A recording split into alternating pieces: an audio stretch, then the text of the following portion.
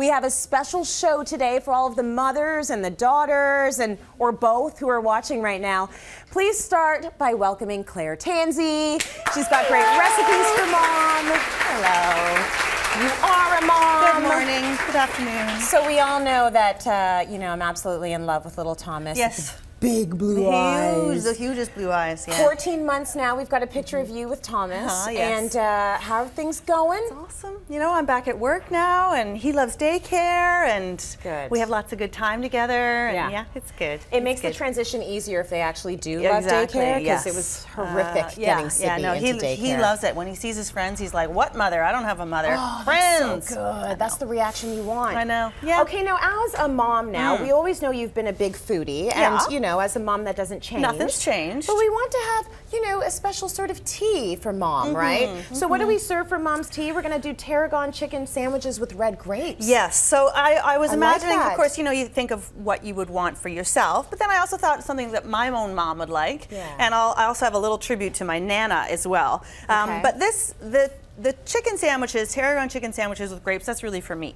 Because you know how much I like to entertain, but I really like to entertain very simply. Yeah. And so when you think of a tea party, you might think of, 5 different dishes that you have to do, and they're all rolled, and they have something on them. Very specific and delicate. I know, and they have no crusts. Yes, There's not a crust. But I'm not really into that. So I just thought we'll make a delicious, very pretty and really still hearty sandwich to have for a tea party. That's nice. So this is I tarragon. like the addition of the grapes. Yes, I know. Now this That's is interesting. I tell you, I discovered the combination of chicken and grapes, I don't know, a couple years ago. Yeah. Love it. And then the tarragon just takes it to another level. Right. So chicken breasts, boneless, skinless, we just poach them for about 6 minutes, flip, and then another 6 minutes. Okay. That's not a very pretty thing to look at, so we're not No, going to look it at that isn't. anymore. No, right?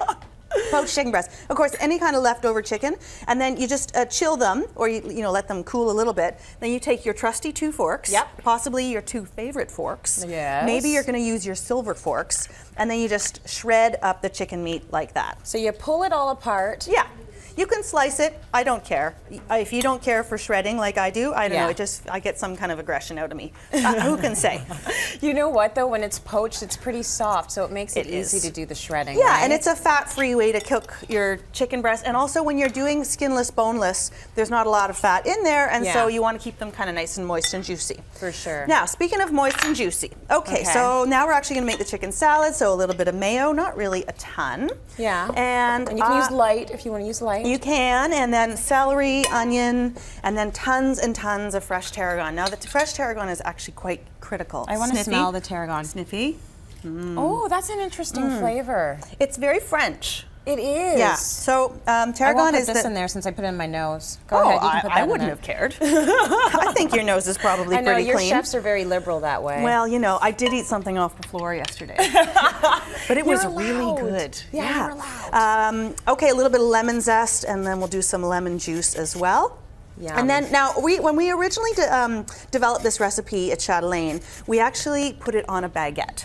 Okay. Okay. Which I like too. I also care for a baguette sometimes. Now, when I'm a lady eating my tea, drinking my tea, having my tea, I don't like the way the baguette is kind of too crunchy. It is It cuts up crunchy. the top of my mouth. Do you know what I mean? If you get, it's sometimes it's really nice because the bread's really soft on the inside, but that crust. That's my Nana would say that means I'm not really French.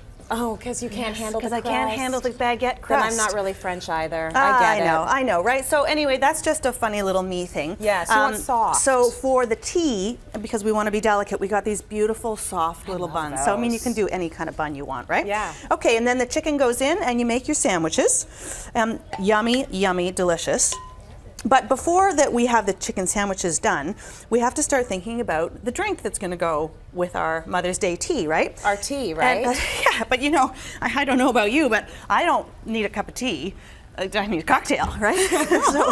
Because you're a mom. Exactly. Mommy and this deserves a treat. This is what I call my tribute to my Nana, who was an absolutely brilliant martini maker. See, out of all the things out here, I didn't think this was the tribute to your Nana. I know. She was very. She could walk around with a martini in one hand and in the old days a cigarette in the other hand, and she would sing and she would say everybody looked fabulous and she looked fabulous and it was all just great. She was a truly cool lady. Oh, she was a model. You know, she was just a francophone, just an awesome lady. Cranberry that. juice, orange juice, a little bit of lime juice. Do we have time to squeeze a lime? Yeah, we do actually. All right, let's We're squeeze doing this good for little time. lime. Well, we're doing okay for time. Now that was Cointreau. We're not doing good for time. We're not doing good for time. Okay, so we're just gonna bake it, and we're gonna shake it, bake it, shake it. That's where you get your mussels.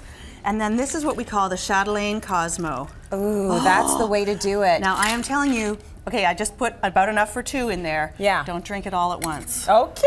Yeah. You know what? It's Mother's Day and you should do it the way you Exactly. want to do it. So we're going to put that recipe on our website. Claire, thank you for that. My pleasure.